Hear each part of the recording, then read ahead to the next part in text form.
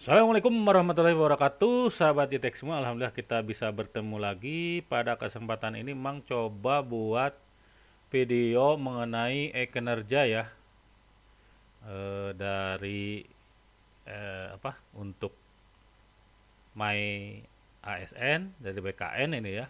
Ya mungkin untuk loginnya udah pada tahu ya dari My ASN dulu gitu ya. Eh, dari sini ya. Nanti kalau ini Mang kebetulan udah login ya. Nanti ada tombol login lah pokoknya. Nah, kita udah masukin password, masukin user, password, terus autentikator masuknya ke menu ini. Nah, untuk menu ini ada di sini ya. Untuk e-kinerja itu ada di layanan individu. Nah, kita klik layanan individu. Nanti di sini ada menu kinerja ya. Klik. Nah, ini masuk sini ya. Nanti kebetulan memang Mang itu udah nginput ya SKP-nya gitu ya. Jadi pada kesempatan ini kita coba buat dulu SKP untuk tahun 2026 ya. Memang seharusnya sih dari awal ini kebetulan baru dapat informasi kemarin ya bahwa kita harus menggunakan e-kinerja selain Sasikap yang biasa digunakan di Kabupaten Bandung. Nah, ini kan untuk buat SKP-nya ya, di sini ada tombol ini ya. Nih, tombol tambah periode SKP. Ini kebetulan Mang sudah ada ya, sudah ada em, SKP untuk tahun 2026, tapi kita lihat aja ya, biar tahu cara pembuatannya. Kita klik tombol ini ya, tapi mungkin nanti Mang nggak akan simpan karena sudah ada. Ini tambah SKP ya, ini ada unit kerjanya, terus ada pimpinannya siapa gitu ya. Nah ini dicek dulu ya, tadi udah betul unit organisasinya atau belum. Nah untuk SKP-nya itu periode SKP-nya ini di tanggal sesuai di ini ya, sesuai perintah nih. Untuk periode SKP awal tahun dimulai dari 1 Januari. Ini bisa diketik atau bisa dipilih di sini ya. Nah, ini. Kita coba pilih ini aja ya. Nih. Atau juga bisa diketik. Nih, 31 12 gitu ya. 2026.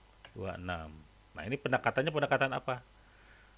Karena Mang itu hitungannya kuantitatif atau berbentuk angka gitu ya, maka ini pendekatannya pendekatan kuantitatif. Nah, kalau setahu Mang yang kualitatif itu kalau yang indikatornya itu sifatnya bukan angka ya. Contoh misalkan wajar status penilaiannya WTP gitu ya, atau kualitas bagus, istimewa dan lainnya itu pakainya kualitatif. Ini kebetulan semua indikator yang Mang pakai untuk SKP ini adalah kuantitatif. Kita pilih kuantitatif, baru klik OK ini ya. OK. Cuman Mang karena udah buat, ini nggak akan Mang OK ya. Nggak akan Mang simpen, tapi kita close aja gitu. Nah, ini kan nanti keluar seperti ini ya. Periodenya 1 Januari 2026 sampai dengan 31 Desember 2026. Pendekatannya kuantitatif, bidangnya apa gitu ya, unit kerjanya. Terus statusnya ini masih draft ya, karena emang belum ajukan nih. Nanti kalau sudah pengajuan SKP ini berubah jadi pengajuan. Bahkan kalau udah di persetujuan mungkin nanti persetujuan ya. Gitu. Nah, ini ada dua ya, ada untuk edit, ada hapus. Ini karena udah benar, kalau mau edit ya diedit aja di sini nanti. Misalkan salah pendekatannya atau apa gitu, atau salah pewaktuannya juga bisa diedit. Nah, kalau sudah keluar seperti ini, kita masuk ke detail SKP ya. Nih di sini. Kita klik. Nah, nanti di menu atas itu ada lihat profil ya. Ini kita lihat profil. Untuk lihat profil kita udah betul belum gitu ya, dari mulai jabatan, NIP, gelar dan lain-lain. Data atasan juga kita lihat gitu ya. Terus unit kerjanya ya. Kita bisa lihat di sini. Nah, kalau udah itu juga kita ada tambah RHK. Nah, ini tuh yang akan coba kita kerjakan ya untuk memasukkan SKP yang sudah kita buat. Nah, kalau yang di Sasikapnya sudah ada gitu ya, atau sudah diinput untuk tahun 2026, baiknya emang sambil buka Sasikap ya. khusus untuk Kabupaten Bandung ya. Kalau yang lain ya harus buat dulu apa dialog kinerjanya dengan pimpinan gitu ya. Oke, kita coba buka dulu sasikapnya ya. Biar atau kalau nggak download dulu ya SKP tahunannya, kita download, kita buka biar copas-copasnya gampang ya. Oke, ini ya, sudah buka SKP yang tahun 2026 gitu ya. Yang ada di Sasikap. Kita harus download ya. Ini hasilnya seperti ini. Dan memang kebetulan juga sudah menambahkan RHK di sini ya. Nah ini ya, rencana hasil kerja ada 4 ya, 1, 2, 3, 4 sesuai dengan SKP yang diperjanjikan dengan pimpinan tahun 2026 ya. Tapi untuk contoh mungkin akan coba hapus satu ya di sini ya, yang misalkan yang kebetulan yang belum tambah itu adalah untuk penugasan direktif pimpinan ya. Kita coba hapus saja. Oke ya, nah ini jadi berkurang ya. Nah itu biar biar gampang, coba contohkan secara langsung. Jadi RHK-nya yang sudah ada coba hapus ya. Kita coba tambahkan RHK yang barusan hapus gitu, biar kelihatan langkah-langkahnya. Oke, di sini ya ada menu tambah RHK, kita klik. Nah di sini rencana hasil kerja atasan yang diintervensi ya, kebetulan kalau di sini kan ada nih apa melaksanakan penugasan arahan sesuai arahan pimpinan ya untuk yang direktif itu ya. Nah ini kita coba klik ya, terus jenis RHK-nya apa, ini utama ya, tadi sesuai yang ini nih ya. Nih kalau di yang di SAP apa Sasikapnya kelihatan ya, ini utama bukan utamanya, tapi semuanya utama kalau nggak salah ya. Nah ini tergantung ya, kalau memang bukan utama ya tadi tambahan misalkan gitu, jadi petugas misalkan jadi ikut tim kemiskinan ya yang bukan tupoksi utama kita, itu adalah misalkan ikut tim khusus stunting atau apa Bandung Sehat, mungkin kalau yang sifatnya tugas tambahan kita klik tugas tambahan. Ini kebetulan ini apa tugasnya tugas utama, pakainya yang tugas utama. Nah RHK-nya itu ya ini ya, uraian SKP ini ya. Nih. Jadi biar gampang, copas aja ya. Nah, ini copas, copy, masuk sini ya.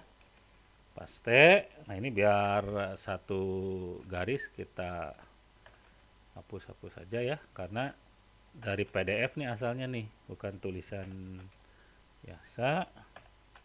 Nah, ini terselesaikannya penugasan direktif pimpinan sesuai dengan target yang telah ditetapkan. Oke ya. Kita klik OK. Nah, ini kan nambah ya. Tadi kan ya RHK-nya belum ada atau menghapus ya, sekarang sudah ada gitu. Nah, untuk indikator ya, indikator ini sesuai ini aja nih ya. Nih ada target nih. Indikator target gitu ya. Jadi di sini tuh kita tambah indikator ya. Jadi kalau sudah RH-nya sudah ada, kita tinggal masukkan ini ya, IKI-nya, indikator kinerja individunya. Ini kita ambil contoh yang ini aja lah ya, biar gampang. Tambah indikator, nanti ada beberapa aspek ya. Ada aspek waktu, aspek kuantitas, sama kualitas.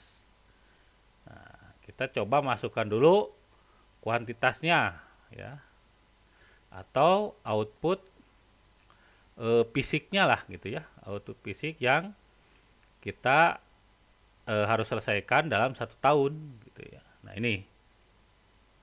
ini kita copy jumlah penyelesaian penugasan direktif yang sudah ditetapkan gitu ya. Kita copy, masuk sini, paste ya. Bahasanya bahasa output ya, bahasa indikator maksudnya. Jadi jangan bahasa menyelesaikan gitu, jangan gitu, melainkan sudah ada jumlah, kalau enggak ya sifatnya output lah gitu yang bisa dihitung.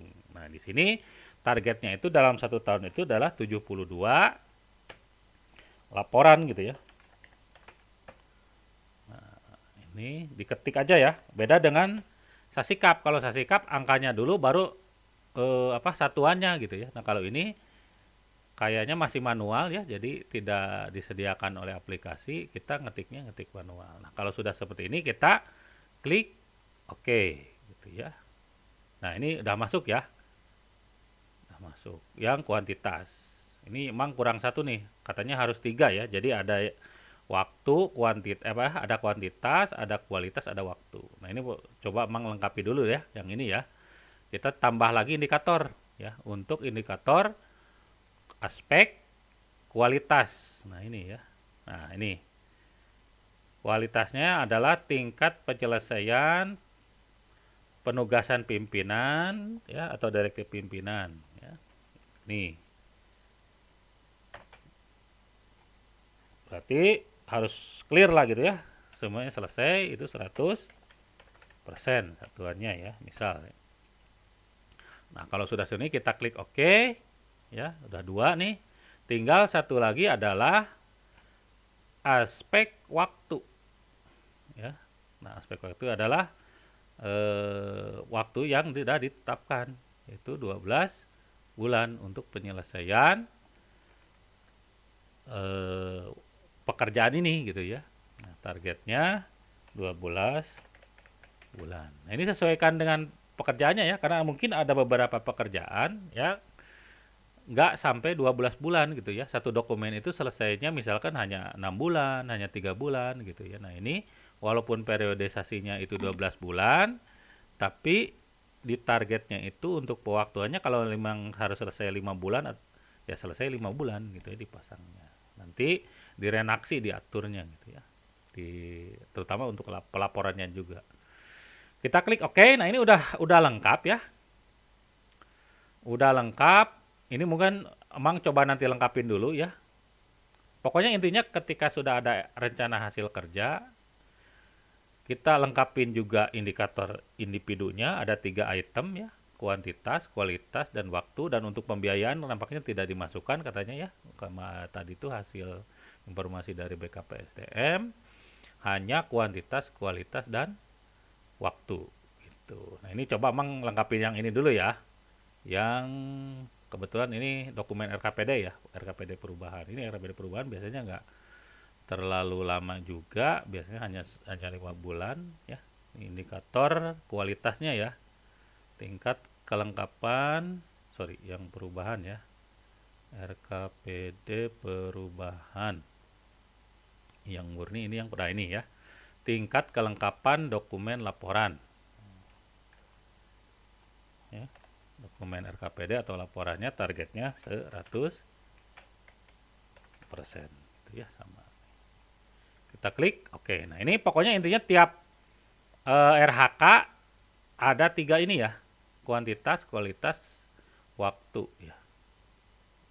Tuh. Nah, kalau sudah lengkap, ini anggap aja udah lengkap ya, udah terisi semua. Ini emang nanti coba lengkapin ya. Biar videonya nggak terlalu panjang, ini emang skip aja untuk 2 yang indikator ini. Kalau sudah lengkap semua, ini bawahnya harus diisi nih ya, lampirannya. Jadi ada dukungan sumber daya. Jadi untuk melaksanakan ini perlu dukungan sumber daya apa nih? Misalkan dukungan dari tim dan pegawai lainnya gitu ya. Dukungan sarana pelaksanaan kegiatan, misalkan komputer, ATK, dan lain-lain gitu ya. Nah, skema pertanggungjawabannya ini caranya gini ya. Sorry, emang sekalian edit aja nih ya. Ini edit. Nah, di sini jangan pakai angka 12 ya, karena nanti otomatis nih. Ini dukungan dukungan dari tim pegawai lainnya pertama, terus dukungan sarana prasarana pelaksanaan kegiatan yang kedua, yang ketiga misalkan apa gitu ya. Itu tidak perlu pakai angka 12 ya, nanti karena otomatis disimpan penomorannya oleh aplikasi gitu ya. Nih, penomoran lampiran tidak perlu diketik, cukup enter saja. Gitu, karena otomatis dibuatkan oleh si aplikasi untuk penomorannya. Ini 3-tiganya sudah terisi gitu ya. Dari mulai skema pertanggungjawabannya, misalkan laporannya rutin tiap bulan. Terus konsekuensinya nih, kalau tidak tercapai apa, kalau tercapai apa gitu. Jadi ada konsekuensi positif dan konsekuensi negatif juga harus diisi gitu ya. Nah, ini contoh Bang editnya. Kita klik OK, nah ini kan berubah ya. Nah kalau sudah ini terisi semua, tadi ini juga sudah ada kuantitas, kualitas, dan waktu. Ini memang belum lengkapin ya, lengkapin dulu semua. Kita masuk ke sini ya, ke ajukan SKP. Tinggal klik aja gitu. Tinggal klik. Nanti kalau sudah diajukan tinggal diverifikasi atau disetujui oleh pimpinan. Itu nanti statusnya itu akan berubah, tidak draft lagi nih di depan di sininya, di SKP-nya. Nah, di sini. Melainkan sudah di persetujuan gitu ya, atau sudah disetujui. Itu. Kalau sekarang Mang ini kan masih belum lengkap ya, jadi Mang nggak akan klik ajukan SKP karena ketika kita klik ajukan SKP, ini otomatis kita tidak bisa edit ini ya. Jadi hati-hati nih, jadi matang dulu lah. Matang dulu semua dari mulai RAHK, IKI-nya ini sudah sesuai dulu dari mulai target ya. Ini contoh ya, Mang edit dulu ya. Ini 5 bulan. Gitu ya. Terus yang ini kuantitasnya satu dokumen misalkan ya. Coba edit nih ya. Maaf, ini satuannya bukan di sini tapi di sini ya.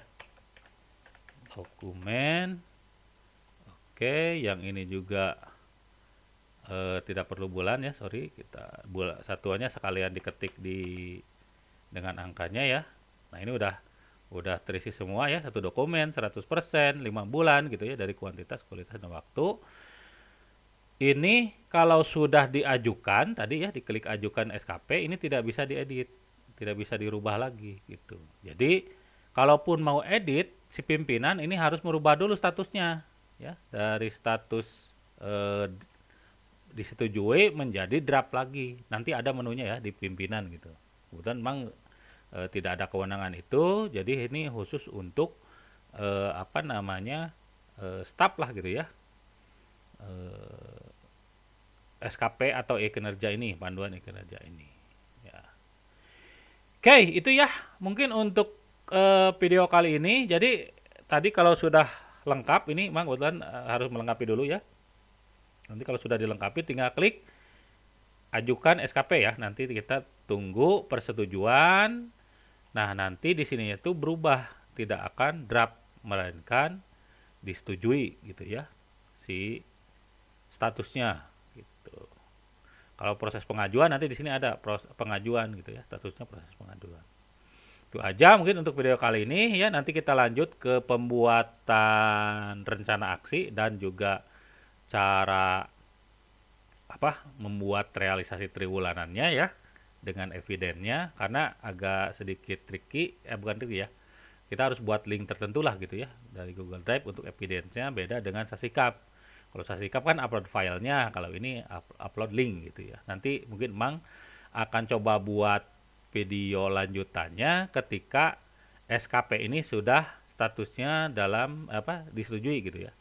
Saja mungkin untuk video kali ini. Seperti biasa, jangan lupa like, share, dan subscribe. Assalamualaikum warahmatullahi wabarakatuh.